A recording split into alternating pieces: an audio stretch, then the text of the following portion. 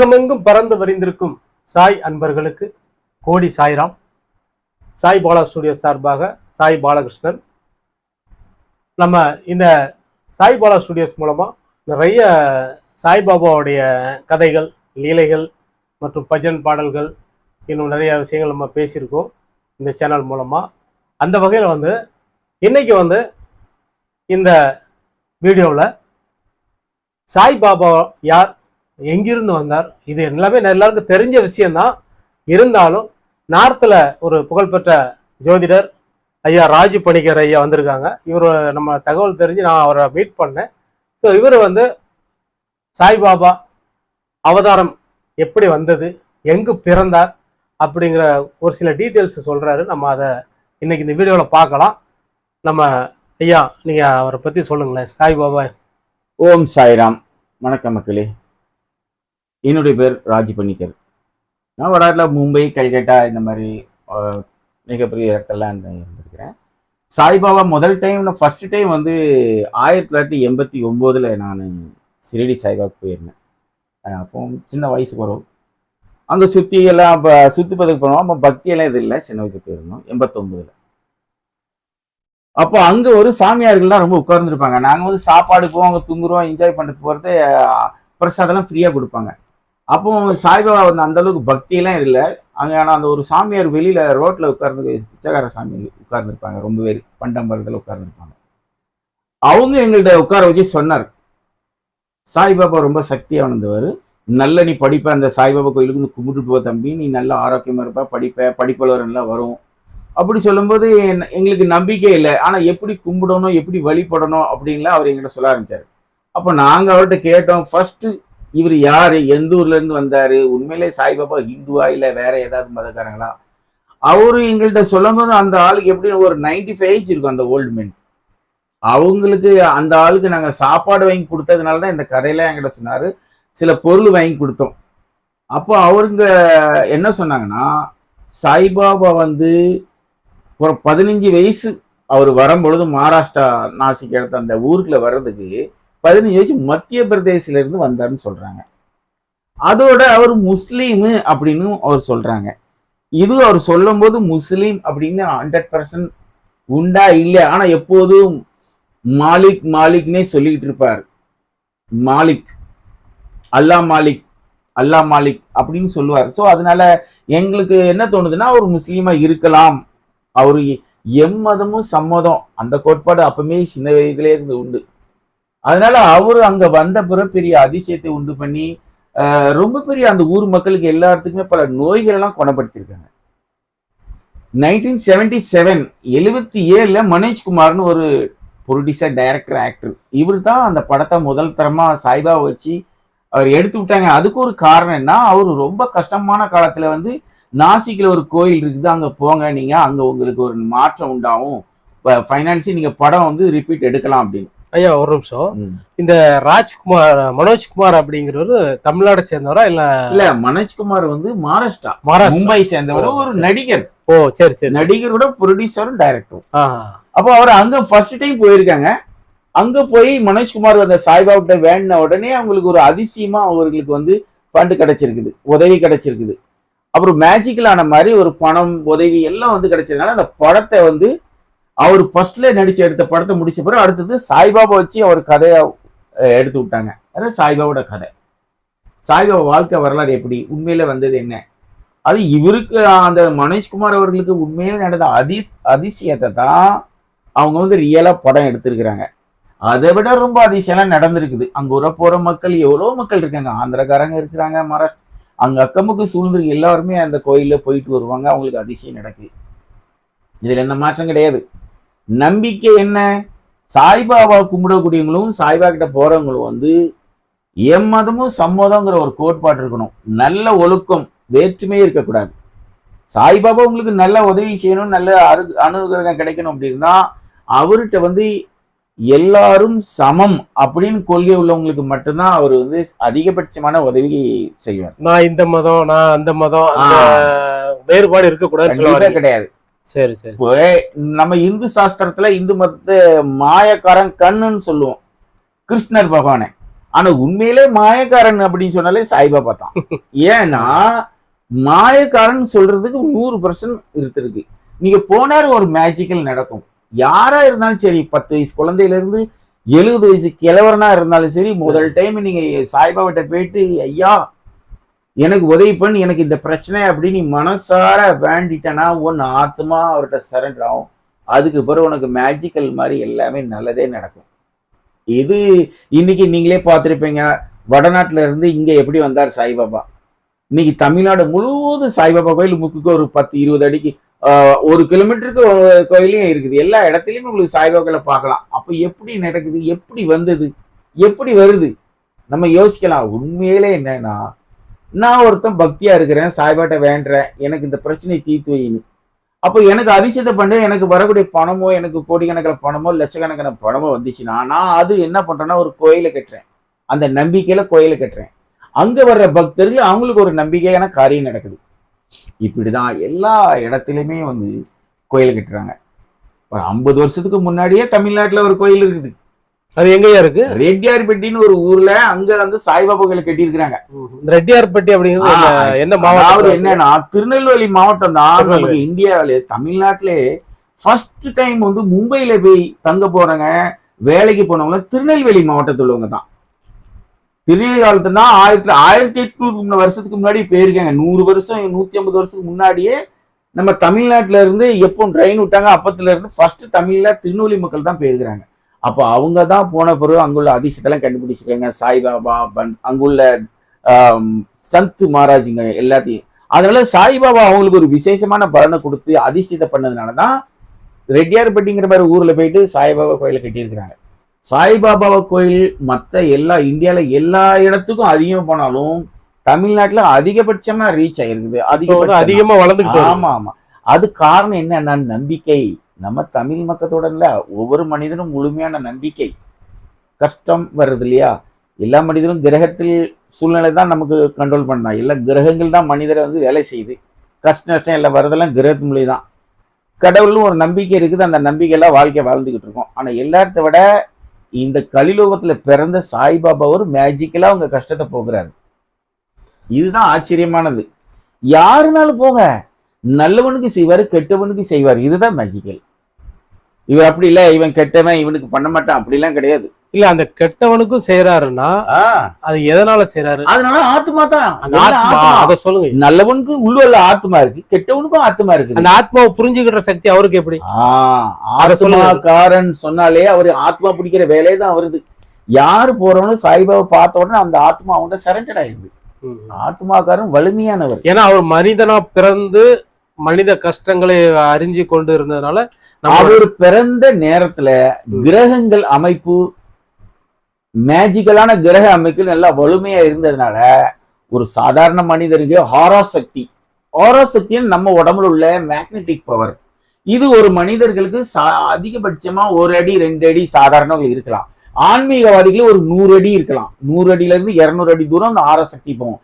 ஆனா சாய்பாபாவுக்கு கிலோமீட்டர் கணக்குல அவரோட பவர், ஆராசக்தி பவரை போறதுனாலதான் இன்னைக்கு வந்து சாய்பாபா மக்கள் எல்லா கடவுளும் கும்பிட்டாலும் சாய்பாபாவுக்கு மட்டும் அந்த ஸ்பெஷலிஸ்ட் என்ன, அவங்ககிட்ட போறதுனால அவங்க எந்த வேற்றுமே பார்க்க கூடாது. போறீங்கன்னா நீங்க எந்த மதத்துல இந்த சாமி கும்பிடுவேன் இந்த சாமி கும்பிடுவேன் போக கூடாது.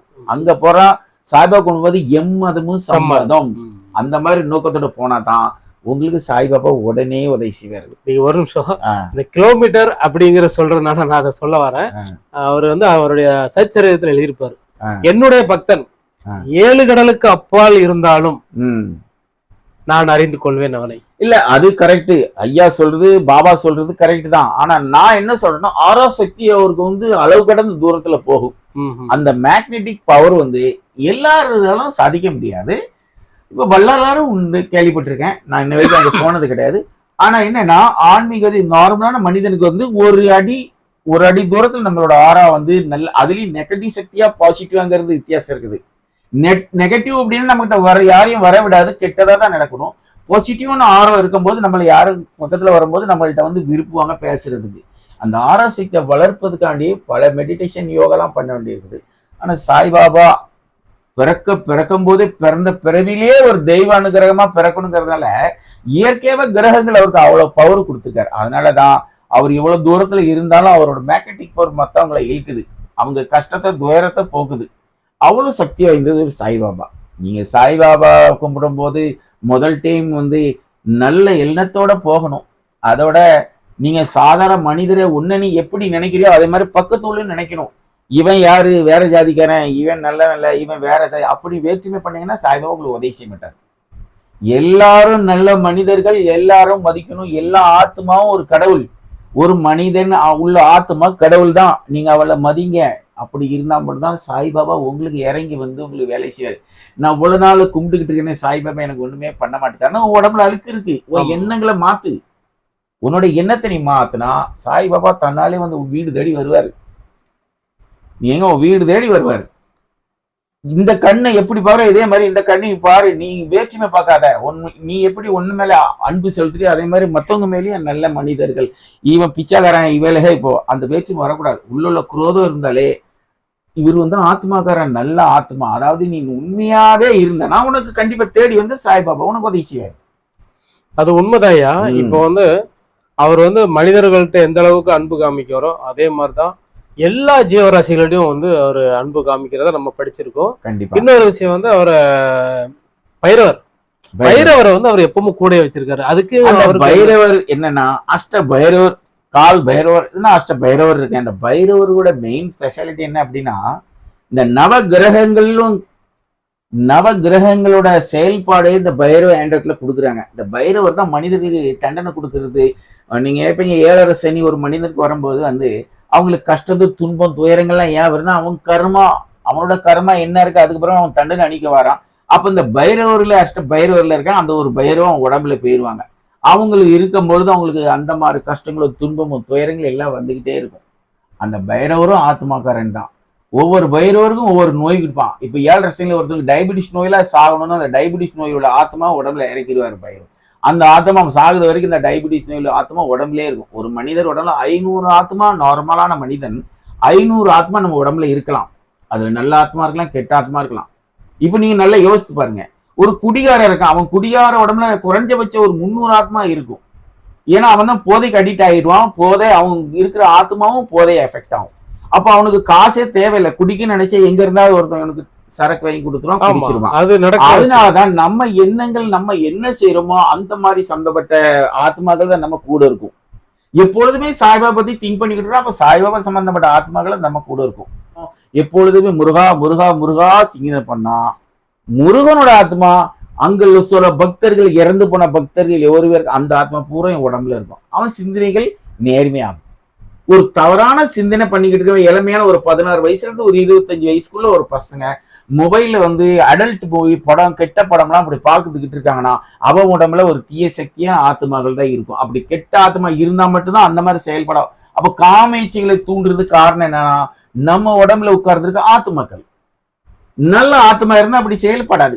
நீங்க எப்பொழுதும் மொபைல போன் சைடே நோண்டி பார்த்துக்கிட்டு இருந்தீங்கன்னா அப்ப நம்ம உடம்புல அந்த அசுத்தமான ஆத்மா இருக்கிறதுனாலதான் நம்ம அந்த கெட்ட செயலை பண்றோம். அப்ப உங்களுக்கு 90% சிந்தனைகள் எப்பொழுதும் காமத்தை பத்தியே தான் சிந்தனை பண்ணிட்டு இருப்பேன். அப்ப காமத்தை பத்தியே சிந்தனை பண்ணிக்கிட்டு இருந்தீங்கன்னா உங்களுக்கு நல்ல ஆத்மாக்கள் வராது, தரித்திரம் தான் பிடிக்கும். நீங்க எப்பொழுதும் என்ன செய்யணுங்கிறது உங்களோட சிந்தனையில முதல்ல நிர்ணயிக்கணும். நல்லதை பத்தி யோசிங்க, நல்லதே நடக்கும். கெட்டதை பத்தி சிந்திச்சேன்னா கெட்டதுதான் நடக்கும். நம்ம ஆரோசக்தி நமக்கு ஆப்போசிட்டா இருக்கு. நம்ம உடம்புல ஆரோசக்தி இருக்கு அப்படின்னா அது பாசிட்டிவ் எனர்ஜியா இருந்தா நல்லது நடக்கும், நெகட்டிவா இருந்தா நெகட்டிவ் தான் நடக்கும். நீ என்ன சிந்தனையில நினைக்கிறியோ அதுதான் உடம்பு பூரா ஓடிக்கிட்டே இருக்கும். ஒரு மனிதர் காம சிந்தனை எப்பொழுதுமே திங்க் பண்ணிக்கிட்டு இருந்தானா அவன் உடம்புல ஆராசக்தி எல்லாமே காம சிந்தனையே இருக்கும். ஒரு காம சிந்தனை பண்றவன் ஒரு ரோட்லயோ ஒரு பஸ்லயோ போறோம்னா அவனோட வைப்ரேஷன் பக்கத்துல உள்ளவங்களுக்கு எஃபெக்ட் ஆகும். அப்போ நல்லதை சிந்தனை பண்ணுங்க. நீங்க கடவுளை கும்பிட்டாலும் சரி, எது நல்லதே சிந்தனை பண்ணுங்க. கடவுளை பஜனை பண்றீங்களா, சாமி பற்றி சிந்தனை பண்றீங்களா, அப்போ உங்கள் எண்ணங்கள்ல கூட இருக்கிறவங்க கன்ஃபார்மா அவங்களுக்கு நல்ல ஆத்மா தான் இருப்பாங்க. ஏன்னா நீங்க கடவுளை சிந்தனை பண்றவங்க கெட்ட ஆத்மா ஓடி போயிடும். 24 மணி நேரம் கடவுளே சிந்தனை பண்ணிக்கிட்டு இருங்க. அப்ப தீய சக்தி நம்ம உடம்புல இருக்காது. தீய சக்தி இருக்கிறதுனாலதான் நம்ம கிட்ட கெட்டது நடக்குது, கெடுதல் நடக்குது, ஆக்சிடென்ட் நடக்குது, கொடூரமான செயல்லாம் நடக்குது. எல்லாமே கிரகங்கள் மூலியமா தான் நமக்கு நல்லது கெட்டு நடக்கு. ஆனா ஒரு 7.5 சனிக்காரன் தரித்திரவாதியா இருந்தாலும் சாய்பாபா கிட்ட வந்து சரணடைஞ்சிட்டான் அப்படின்னால் அந்த தரித்திரம் எப்படி போகுது பாருங்க. அதுதான் மேஜிக்கல். இன்னைக்கெல்லாம் நான் அந்த கோயிலுக்கு போனேன், இந்த கோயிலுக்கு போனா பல கஷ்டங்களை அழிச்சேன், வீட்டுல தரித்திரம் தாண்டவாது. அப்போ நீ உன்னை ஆத்மாவை முழுமையா சரணடை அடைஞ்சி சாய்பாபா கிட்ட போயிட்டு வேண்டிட்டேன், நானும் சாய்பாபா பிரச்சனை தீர்த்து வச்சதானே உடனே அங்க உனக்கு பிரச்சனையே தீர்ந்துருது. கஷ்டங்கள், துயரம், மூதேவி, தரித்திர ஆத்மா எல்லாம் ஓடி போயிருது. சாய்பாபா ஒரு வலிமையான ஆத்மாக்காரன். அப்போ அந்த வலிமையான ஆத்மாக்காரன் என்ன பண்ணா, உடம்புல இருக்க எல்லா துஷ்ட ஆவிகளையும் அந்த ஆத்மையை எல்லாம் ஓடி போயிருது. அப்போ உனக்கு நல்லதுதான் நடக்கும். கிரகங்கள் என்ன பண்ணுதா, ஒரு 7.5 சனியா இருக்கவனுங்களுக்கு அந்த மாதிரி ஆத்மா உடம்புல ஏற்றிடும். தரித்திரம் பிடிச்ச ஆத்மா, கஷ்ட ஆத்மா. நல்ல யோசித்தங்க மக்களே. நீங்க வந்து நம்ம உடம்புல நோய் வர்றதும் குணமாக்குறது எல்லாமே நம்ம உடம்புல நம்ம கையில தான் இருக்குது, நம்ம சிந்தனைகளை தான் இருக்குது. நம்ம பாசிட்டிவா திங்க் பண்ணோம்னா பாசிட்டிவ் தான் நடக்கும். நெகட்டிவா திங்க் பண்ணா குணமாகுமோ ஆகாதோ அப்படின்னு நினைச்சீங்கன்னா உங்களுக்கு நோய் குணமாகாது. குணமாகும் நம்பிக்கை வச்சு செய்தேன்னா கண்டிப்பா குணமாகும். இந்த ஆத்மாக்காரன்ட்ட ஏன் விசேஷமான பலன் இருக்குது, இவரு உலகத்துல பிறந்த அத்தனை மனிதரோட வலுவான ஆத்மா. அப்போ இந்த ஆத்மாக்காரன் ஸ்ட்ராங்கா இருக்கிறதுனாலதான் நீங்க அங்க போகும்பொழுது உங்களுக்கு விசேஷமான பலன் நடக்குது. நம்பிக்கை முக்கியம். சாய்பாபா கண்டிப்பா எனக்கு நல்லதுதான் செய்வாரு, என்னை தீர்த்து வச்சிரு. அப்புறம் நீங்க போகும்போது அவர் கண்டிப்பா நல்லது. அது எந்த மதக்காரன் போங்க, இங்க அவருக்கு எந்த வேற்றுமையே கிடையாது. இந்து போங்க, முஸ்லீம் போங்க, கிறிஸ்டின் போங்க, எந்த மதம் பாகம் போங்க, எங்க போனாலும் ஆமா, எங்க எந்த ஒரு நல்லவன் கெட்டவன் யாருன்னு பாகுபாடே கிடையாது சாய்பாபாக்கு. எல்லாம் அவரை பொறுத்த ஒரு மனிதன், அவங்க உள்ள இருக்க ஆத்மா நல்ல ஆத்மா, என்னிடம் வந்தா நான் அவனுக்கு அவனோட சில கஷ்டங்கள் எல்லாத்தையும் போக்குவேன். அதான் சாய்பாபா. சாய்பாபா வந்து கும்பிடுறதுக்கு வந்து ஏதாவது வழிமுறைகள் உண்டா, இல்லைன்னா ஒரு பொதுவான வழிமுறை தானே? இப்போ முருகன் மற்ற தெய்வங்களை கூட சில மந்திரங்கள் சொல்றாங்க. சாய்பாபாவுக்கு அந்த மாதிரி எதுவும் இருக்குதா, இல்லைன்னா யார் வேணாலும் நம்ம? இல்ல கண்டிப்பா இருக்குதுயா. சாய்பாபா கும்பிடுறதுக்கும் வழிமுறை இருக்கு. இப்ப சாய்பாபாவுக்கு பிடித்தமானது என்ன அப்படின்னா நல்ல நறுமணம், அதுவும் திருநீர் பச்சிலைன்னு கேள்விப்பட்டிருப்பீங்க பாருங்க. அந்த திருநீர் பச்சிலை இலைதான் சாய்பாபாவுக்கு ரொம்ப பிடித்தமா இருக்கு. நீங்க சிறுடிக்கு போனீங்கன்னா அந்த பச்சிலையில தான் மாலை செஞ்சு கொடுப்போம். அந்த மனம் இருக்கிற இடத்துல தான் சாய்பாபா வாசம் செய்வார். அப்ப சாய்பாபா என்ன அப்படின்னா அந்த காலத்துல அங்க ஒரு பெரிய தோட்டமே இருக்கு நாசிக்ல, அதுக்குன்னே ஸ்பெஷலா வளர்த்துருக்காங்க. அந்த காலத்துல அவர் வந்து பிரபலமாகிறதுக்கு முன்னாடியே அந்த செடி இலையே அவர் கூட பக்கத்திலே இருக்குமா. அப்ப என்னன்னா அந்த மனம் அவருக்கு பிடிச்சிருக்குன்னா அப்போ அந்த ஆத்மாவை இழுக்கூடிய சக்தி அங்க பொறுக்குது. பொதுவாகவே விஷ்ணு பகவானுக்கு அந்த இலை முக்கியமானது. அந்த திருநீர் பச்சிலைங்கிறது வந்து விஷ்ணு பகவானோட தானே. சாய்பாபாவுக்கு ஏன் கொண்டு போனா சாய்பாபாவுக்கு ரொம்ப பிடித்தமான ஒரு செடி. அதுல நல்ல மருத்துவ குணம் இருக்கு. அந்த ஒரு இலையை நீங்க மாசக்கணக்கு வச்சாலும் மனம் போகாது. சோ இந்த இலை இந்த செடி இருக்கிறோம் அவருக்கு ரொம்ப பிடித்த மாதிரி. அதே மாதிரி சாய்பாபா வணங்கும் பொழுது ஒரு பிடித்த மாதிரி எல்லாத்தோட நீங்க சாமி கும்பிடுறதுக்கு விளக்கு பத்து வச்சுட்டு அவருக்கு பக்தி அப்படிலாம் கிடையாது. நீ தூக்கத்திலேயே கும்பிடலாம், தூக்கும் போது எந்திரிச்ச உடனே சாய்பாபா கும்பிடலாம். இல்ல சுத்தமா போனதான் சாய்பாபா எனக்கு வந்து குளிச்ச பிறகுதான் சாய்பாபா கும்பிடணும் அப்படிலாம் கிடையாது. நீ தூங்கும் போதும் கும்பிடலாம், எந்திரிச்ச மட்டும் கும்பிடலாம், ஆபத்தான சூழ்நிலையும் கும்பிடலாம். மனசு சுத்தமா இருக்கணும், மனசு சுத்தமா இருக்கணும். ஒரு கழிவு நீர் அகற்றவர் தொழிலாளி அந்த அசுத்தமான இடத்துல இறங்கிதான் அவன் கழுவுறான். அந்த தொழிலாளி கூட என்னை காப்பாத்துவா சாய்பாபான்னு சொன்னாலும் அந்த மேல ஏறி உயிரோட வருது வரைக்கும் சாய்பாபா அவனுக்கு துணையா இருப்பான். கண்டிப்பா சாய்பாபாவுக்கு கோட்பாடே கிடையாது, இப்படிதான் இருக்கணும், இப்படிதான் செய்யும் அப்படிலாம் இல்லை. மனிதர் உங்களோட ஆத்மா சுத்தமா இருக்கணும், இதுதான் அவரு நோக்கத்தோட எண்ணங்கள். இதுதான் நீங்க வந்து அவரோட உங்களுக்கு என்ன சுத்தமா இருக்கணும் ஐயா. உங்க வீட்டு பக்கத்து வீட்டுக்காரன் பகையாளி, இந்த வீட்டு பக்கத்துக்காரன் எனக்கு சத்ரு விரோதி, இந்த மாதிரி எண்ணங்கள் கொண்டு போகாதங்க. நீங்க பக்கத்துல இருக்க நல்ல மனிதர்கள் நினைங்க. அப்படி நினைச்சு உங்களுக்கு என்னைக்கு அந்த எண்ணம் உங்களுக்கு வருதோ அப்போ சாய்பாபா உங்களுக்கு வீட்டை தேடி வந்துருவாரு. நீங்க கனவுல வருவார் ஃபர்ஸ்ட். சாய் உண்மையிலே ஆத்மா சுத்தமாயிடுச்சுன்னா ஃபர்ஸ்ட் நைட்ல உங்களுக்கு கனவுல வருவாரு. அதிசயத்தை பாருங்க. மல்லிகை பூ மாலை போடுங்க அந்த போட்டல, சாய்பாபா போட்டல. அப்புறம் மறுநாள் கழிச்சு அது 1 அடி நீளமா போடப்பட்டீங்களா 4 அடி போகும். அதோட நீளம் இவ்வளவு பெருசு வந்துடும். வீட்டிலே உங்களுக்கு பயங்கர மேஜிக்கல் கட்டுவார். இந்த பாருங்க, ஒரு சாய்பாபு பண்றீங்கன்னா ஒரு எலுமிச்சம்பளம் எடுங்க. அந்த எலுமிச்சம்பளத்துல ரெட் மார்க்கெட் ஓம் சாய், ஓம் சாய்ன்னு எழுதுங்க, சாய்ராம்னு எழுதுங்க. அவரோட பேரு அந்த ஓம் சாய் அப்படின்னு எழுதி உங்க பூஜை ரூம்ல வைங்க, இல்ல நீங்க இருக்கிற இடத்துல கண் பார்வையில வைங்க. 24 மணி நேரத்துல உங்களுக்கு மேஜிக்கல் நடக்கும். ஆனா எழுதும்போது என்ன சிந்தினீங்க? ஓம் சாய், எனக்கு கஷ்டத்தை இன்னைக்கு போற காரியம் வெற்றி ஆகணும். உங்களுக்கு என்ன தேவையோ அதை சொல்லிட்டு நீங்க அதை எழுதணும். அதை எழுதி வைங்க. 24 மணி நேரத்துல உங்களுக்கு அது வேலை நடக்கும். இந்த மாதிரி காரியம் செய்யும் போது என்னன்னா, நம்பிக்கை முக்கியம். ஆனா அது மேஜிக்கலா நடக்கும் உங்களுக்கு. எல்லாத்தோட வியாழக்கிழமை ஏன் அவர் சாய்ஸ் பண்ணியிருக்காங்கன்னா, வியாழன்னா குரு, சாய்பாபா குரு தானே. அப்ப வியாழக்கிழமை எதுக்காண்டினா குருவுக்கு முக்கியமான நாள். அதுக்குதான் வியாழன்களை சாய்ஸ் பண்றது. நீங்க எந்த அளவுக்கு நம்பிக்கையா சாய்பாபா கும்பிடுறீங்களோ அந்த அளவுக்கு நம்பிக்கையா உங்களுக்கு வருவார். ஃபர்ஸ்ட் நீங்க சுத்தமாக்குங்க உங்க எண்ணத்தை. அயோக்கியம் இருப்பான், கொலகாரன்னு இருப்பான், ஆனா நல்லவனா இருப்பான். அவன் ஆத்மாவும் சுத்தமா இருக்கும். அவன் ஏதோ குரோதத்துல கொலை பண்ணிடுவான், ஆனா அவன் கெட்டவன் கிடையாது. கொலை பண்றவனும் திருடவனும் எவனும் கெட்டவன் இல்ல, சூழ்நிலை பண்றான். ஆனா அவனோட ஆத்மா சுத்தமா இருக்கும். அதனால சாய்பாபா அவங்களுக்கு உதவி பண்ணிடுவாரு. இதுதான் என்னன்னா, மனிதர்கள் ஒவ்வொரு மனமும் சுத்தமா இருக்கும் போது நீங்க வீட்டுல இருந்தே அந்த பாபாட்ட வேண்டும் போது மறுநாளைக்கு அந்த காரியம் உங்களுக்கு நடந்துடும். இதுதான் உண்மை. நம்ம சாய்பாபா பெருமையோ கும்பிடுறதுக்கோ, சாய்பாபாவோட மோதிரம் போடுறதோ, சாய்பாபா மாலை போடுறதுனாலயே சாய்பாபா நம்மகிட்ட இது பண்ணிட போறது கிடையாது. மனசு சுத்தமா இருக்கணும்.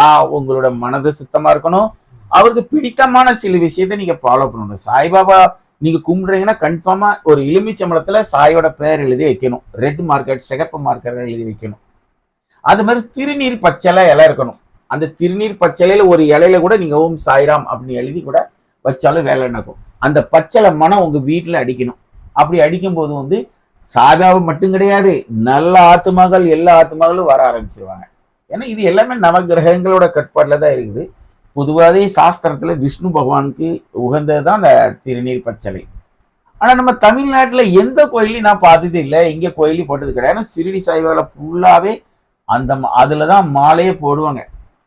கோயில் அந்த மாலைக்கு அந்த இன்னைக்கு சிறுடி கோயிலுக்குள்ள நுழைஞ்சாலே அந்த மனம் தான் அடிக்கும். திருநீர் பச்சையில மனம் தான் அடிக்கும். இது வில்லேஜ் சைடு ஊர் நாட்டுல ரொம்ப செடியெல்லாம் உண்டு.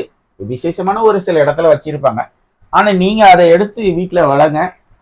கன்ஃபார்மா உங்களுக்கு சாய்பாபா கனவுல வந்துருவாரு. நம்பிக்கையோட எல்லாமே நம்பிக்கையோட செய்தா எல்லாமே நல்ல மாதிரி நடக்கும். பாத்துக்கங்க. நீங்க சாய்பாபா என்ன பண்ணாரு, அவருக்கு என்ன பிடிக்கும், என்ன மாதிரி பூஜை பண்ணா அவரு உள்ள இது பண்ணுவார் அப்படிங்கிற மாதிரி பேசணும். அவர் எம்மதமும் சம்மதம் அப்படிங்கிற மாதிரிலாம் வந்துட்டு இருந்தாரு. இப்போ என்னன்னா, இப்போ எல்லார் வீட்லயுமே சாய்பாபா மேக்சிமம் இப்போ நிறைய வீட்டுல சாய்பாபா சிலை இருக்கு, சாய்பாபா போட்டோ இருக்கு. அவங்க ஒவ்வொருத்தரும் ஒவ்வொரு மாதிரி பூஜை, நான் அப்படி விரதம் இருந்து பூஜை பண்றேன், நான் அதை வச்சு பூஜை பண்றேன், இதை வச்சு பூஜை பண்றேன்னு அதை தெரிஞ்சு பண்றாங்களா தெரியாம பண்றாங்கன்னு தெரியாது. இந்த சாய்பாபாங்கிற ஒரு ஆத்மாவுக்கு என்ன மாதிரி பூஜை பண்ணா அவர் நம்ம வீட்டுல வாசம் பண்ணுவார் அப்படிங்கறத கொஞ்சம் தெளிவா சொல்லிட்டீங்கன்னா நம்ம மக்கள், இந்த வீடியோ பாக்குற மக்களுக்கு ஒரு நன்மையா இருக்கும். சாய்பாபா பொதுவா நம்ம வீட்டுல வரவழைக்கணும் அப்படின்னா அவருக்கு தேவையானது நம்ம காரியம் செய்ய வேண்டியிருக்கும். ஃபர்ஸ்ட் ஒரு காப்பர் தட்டு நீங்க புதுசா வாங்கிக்கணும். காப்பர்ல ஒரு 6 அடி 6 இன்ச் ஸ்கொயர்ல ஒரு காப்பரை வாங்கிக்கணும். இதை வாங்கிக்கங்க. அப்புறம் மாதுளம்பழம் குச்சி, மாதுளம்பழம் மரம் எங்கேயா இருக்கும் அதோட குச்சி ஒரு 4 குச்சி ஸ்கொயர், இப்படி 4 குச்சியே வைக்கணும். ஒண்ணுக்கு மேல ஸ்கொயரா வைக்கணும் அந்த தட்டுல 4 குச்சி. அப்புறம் ஒரு 6 சோழி இருக்குல்ல, நல்ல சோழியா ஒரு சிவப்பு கலர் உண்டு சோழி. அப்புறம் கோமதி சக்கரை 9 கோமதி சக்கரை கோமதி சக்கரை, இது பேர் கோமதி சக்கரை. உங்களுக்கு கடையில கிடைச்சிடும். அந்த 6 சோழி 9 கோமதி சக்கரை. அப்புறம் நீங்க கடையில இந்த குன்னிமுத்து, சிகப்பு குன்னிமுத்து கிடைக்கும். அது ஒரு மூலிகை பொருள் தான். சிவப்பு கருப்பு மிக்ஸா இருக்கும். நம்ம கணேசர் பண்ணும்ல, அது இது வைனா வச்சுக்கணும். அதுக்கப்புறம் இந்த 4 குச்சி ஸ்கொயரா வச்சுக்கோங்க. அந்த 9 கோமதி சக்கரை ரவுண்டா வைங்க. அதுக்கு அடுத்தால அந்த 6 சோழியும் மேல பார்க்க ஓப்பனா இருக்கணும் வைங்க. சரியா? அதுக்கப்புறம் ஜாதிக்காய் ஒரு பீஸ் சென்டர்ல வைக்கணும். அந்த ஜாதிக்காய் நல்ல ஃப்ரெஷ்ஷானதை பார்த்து வாங்கணும். ஓட்டல் இல்லாம இருக்குது, பூச்சி அடிச்சதா இருக்கக்கூடாது. அதுக்கு கீழே 1 ரூபா நாணயம், 1 ரூபா நாணயம் வைங்க. அதுக்கு மேல அந்த ஜாதிக்காய் வைங்க. சரியா? இந்த ஜாதிக்காய் வச்சுட்டு அந்த 4 சைட்லயும் நீங்க மாதுளம்பழ குச்சி இருக்குல்ல, அந்த குச்சி 4 கெட்டக்கூடாது, சும்மா அப்படி கிராஸ் பண்ணி அப்படி வச்சிடணும் 4 குச்சி. அதுக்கு பிறகு என்ன பண்ணணும்னா நீங்க வந்து விளக்கு எந்த விளக்கு நெய் விளக்கு ஏத்துங்க, எந்த விளக்கு ஏத்தினாலும் இங்க ஒரு டைம் நீங்க ஸ்தானம் வச்சுட்டீங்கன்னா அதுக்கப்புறம் நீங்க அதை நவட்டக்கூடாது. அது கீழே வச்சாலும் சரி, மேல வச்சாலும் எங்கனாலும் வைங்க. பட் அந்த ஸ்தானத்துல அது அப்படியே இருக்கணும். அது எங்கேயுமே இதாக கூடாது, ரிமூவ் பண்ணக்கூடாது. அப்புறம் என்ன பண்றீங்கன்னா, இந்த ரோஸ்மெரி அப்படின்னு ஒரு லிக்விட் கிடைக்கும். சாரி, எண்ணெய் கிடைக்கும். ரோஸ்மெரி எண்ணெய். ஒரு கிளாஸ் வெறும் கண்ணாடி கிளாஸா இருக்கணும், காப்பர்ல இருக்கக்கூடாது. அதுல ஃபுல்லா தண்ணி ஊத்துங்க. அந்த ரோஸ்மெரி லிக்விட் எண்ணெயை வாங்கி ஒரு 3 டிராப் போடும்போது சாய்பாபா, ரம் சாய்பாபா, ரம் சாய்பாபா அப்படின்னு அதுல 3 திருப்பி டிராப் போடணும். இப்படி போட்டீங்கன்னா அந்த தண்ணி வந்து 24 மணி நேரம் இருக்கணும், 24 ஹவர்ஸ். அது டெய்லி அதே மாதிரி 22 ஒரு நாள். இன்னைக்கு நீங்க பண்றீங்கன்னா நாளைக்கு நாளான்னைக்கு தான் நீங்க அதை மாத்தணும். ஸ்டார்ட் பண்ற நாள் ஒரு நாள் விசால கிழமையா இருக்கணும். வேளாண் கிழமை தான் நீங்க ஆரம்பிக்கணும். வேளாண் கிழமை ஆரம்பிக்கணும். அந்த செய்யக்கூடிய நாள் வந்து ஒரு நாள் விட்டு ஒரு நாள் அந்த தண்ணி மாத்தணும். ஆனா அந்த லிக்விட் நல்ல குவாலிட்டியானதை பார்த்து வாங்கிக்கங்க. அது ஆயில் கிடைக்கும், ரோஸ் மேரி. அதுல நீங்க சொல்லும் போது அந்த போடும்போது நீங்க சொல்ற வார்த்தை முக்கியம். ரம் ரம் சாய்பாபா அப்படின்னு சொல்லி அதில் போடணும். அப்படி நீங்க பண்ணி அதை நைட்டு பூரா இருக்கட்டும். கன்ஃபார்மா உங்களுக்கு 3 days 4 daysக்குள்ளே உங்களுக்கு சாய்பாபா கனவு வந்துருவார். எப்படி இருந்தாலும் உங்களுக்கு மேஜிக்கல் அவர் வரவழைக்கக்கூடியது. நீங்க செய்யற வேலையை கரெக்டா பண்ணுங்க. வேற எதுவுமே நீ சொல்ல வேண்டாம். அப்புறம் நீங்க சாய்பாபா மந்திரம் சொல்றதோ பூஜை பண்ணோ அது கூட நீங்க செய்யுங்க. ஆனா அந்த வைக்கக்கூடிய பொருள் கரெக்டா இருக்கணும். காஞ்சி குச்சி இருக்கக்கூடாது. மரத்துல இருந்து ஒடிச்சு எடுக்கணும். எந்த பொருளும் கீழே விழுந்துடக்கூடாது. மாதுளம்பழ குச்சி, எல்லா பொருளும் நல்லா தேர்ந்தெடுத்து கரெக்டா ஃபாலோ பண்ணீங்கன்னா சாய்பாபா நைட் ஒரு நாள் நைட்லயே வரலாம், இல்ல 2 நாட்ல வரலாம், இல்ல ஒரு வாரத்துல கூட வரலாம். ஆனா கன்ஃபார்மா உங்களுக்கு வீட்டுல என்ட்ரி ஆகிடுவாரு. இதை வந்து நம்ம பாபாவை உள்ள வர வைக்கிறதுக்கான ஆமா ஆமா ஒரு சின்ன தகவல். இது நம்பிக்கையோட செய்யுங்க. இது கன்ஃபார்மா நடக்கும். ஆனா அந்த எண்ணெய் இருக்குல்ல, ரோஸ்மேரி எண்ணெய், அது நல்ல குவாலிட்டியா கொடுக்குறாங்க. சின்ன பாட்டில் போதும். சொல்லும் போது இந்த வார்த்தை ரம் சாய்பாபா, ரம் ரம் சாய்பாபா, அந்த வார்த்தை நம்ம சொல்ற வார்த்தை முக்கியம். சரி, இப்ப நம்ம அந்த நீங்க பித்தளை இது சொல்றீங்க, காப்பர், அது மேல வைக்கும். திரும்ப எல்லாத்தையும் எடுத்துட்டு மறுபடியும் தண்ணி எடுக்க கூடாது. அதுதான் எப்படி தண்ணி கிளாஸ் வேற வைக்கணும். தட்டுக்கு முன்னாடி தண்ணி கிளாஸ் வைங்க. நீங்க கீழே வைக்கீங்களோ மேல வைக்கீங்க, ஏதாவது இருக்கும். தண்ணி வந்து நம்ம கிளாஸ்ல ஆமாமா கண்ணாடி கிளாஸ் தனியா இருக்கணும். அதுக்குன்னு புதுசா வாங்கிக்கணும். Okay okay. நல்ல புல்ல தண்ணி ஊத்திக்கங்க. ஊத்திட்டு இந்த லிக்விட் இதை மட்டும் அதுல போடணும். ஆமா. ஆனா நீங்க செய்யக்கூடிய பூஜை கரணிக்கு டைம், செய்யக்கூடிய டைம் வந்து ஈவினிங் அந்தி வேலையில செய்யணும். ஒரு 6:30 6:30 7 o'clock அந்த மாதிரி டைம்ல இது பண்ணணும். இரவு டைம் மார்னிங்ல செய்யக்கூடாது. ஈவினிங் டைம் நீங்க விளக்கு எதுனாலும் பத்த வைக்கலாம், நெய் பத்த வைக்கலாம், எந்த நாளையும் பத்திக்கலாம், பிரச்சனையே கிடையாது. ஆனா இந்த பொருள் கன்ஃபார்ம் உங்களுக்கு வச்சுட்டு அமாவாசையில இருந்து 15 நாள் உங்களுக்கு 15 நாள் இருக்கணும். 15 நாள் அதை அசையக்கூடாது. நீங்க ஆரம்பிக்கக்கூடிய நாள் வந்து அமாவாசை இல்ல பௌர்ணமி, இந்த 2 நாள் ஆரம்பிங்க. இல்ல வேலைக்கிழமை, அது ஜும்மேராத் அப்படிங்கும்போது நீங்க வரக்கூடிய வளர்ப்புறைக்கு அப்புறம் வரக்கூடிய வேலைக்கிழமைக்கு ஆரம்பிங்க. இப்ப அமாவாசைக்கு அடுத்த ஒரு வேலைன்னு வரும்ல, அந்த வேலைக்கிழமைக்கு சாயந்தரம் ஆரம்பிங்க. பௌர்ணமிக்கு அப்புறம் வரக்கூடிய வேலைக்கு ஆரம்பிக்க வேண்டாம். இதுல இருந்து ஸ்டார்ட் பண்ணுங்க. அமாவாசைக்கு அடுத்தக்கூடிய என்ன வேலைன்னு வருதோ அந்த வேலைக்கிழமை ஆரம்பிச்சிருங்க. அது உங்களுக்கு அது அமாவாசை அன்னைக்கே ஒரு வேலை வந்துச்சுன்னு வச்சுக்கோங்களேன், அது ரொம்ப விசேஷமா இருக்கும். சரி சரி. நீங்க செய்யக்கூடியது வந்து வடக்கு நோக்கி செய்யணும், நார்த் ஃபேஸ். நீங்க உட்கார்ந்து உங்களோட முகம் வந்து வடக்கு ஃபேஸா இருக்கணும். இப்படி பண்ணீங்கன்னா ரொம்ப நல்லது. ஆனா உங்க வீட்டுல கிழக்கு பார்த்து மேற்கு பார்த்து பூஜை ரூபு இருக்கியா, நாங்க இப்படி பார்த்து பண்ணுவோம். நீங்க வந்து செய்யும் பொழுது அந்த இடத்துல நீங்க மேலதான் தட்டு நீங்க நகட்ட முடியாது. ஃபர்ஸ்ட் டைம் கீழே வச்சு செஞ்சுட்டு அதுக்கப்புறம் நீங்க மேல தூக்கி வச்சிடலாம். அப்புறம் நீங்க எப்பவுமே சொல்லும் போது கீழே அந்த கிளாஸ் வச்சு இப்படி செஞ்சுட்டு அதுக்கப்புறம் நீங்க ஒரு ஸ்தானத்துல வச்சிடலாம். சரி. ஆமா. சரி, நன்றி ஐயா. இது வரைக்கும் சாய்பாபாவை பத்தி எங்களுக்கு ஒரு நிறைய தகவல் சொல்லியிருக்கீங்க. சாய்பாபா ஒரு வீட்டுக்கு வர வைக்கிறதுக்கு ஒரு சின்ன பூஜை முறையும் சொல்லியிருக்கீங்க. இது பார்க்குற நேயர்களுக்கு ஒரு நல்ல தகவலா இருக்கும். இன்னும் நிறைய தகவலோட நான் உங்களை சந்திக்க வேண்டியது. நன்றி, வணக்கம்.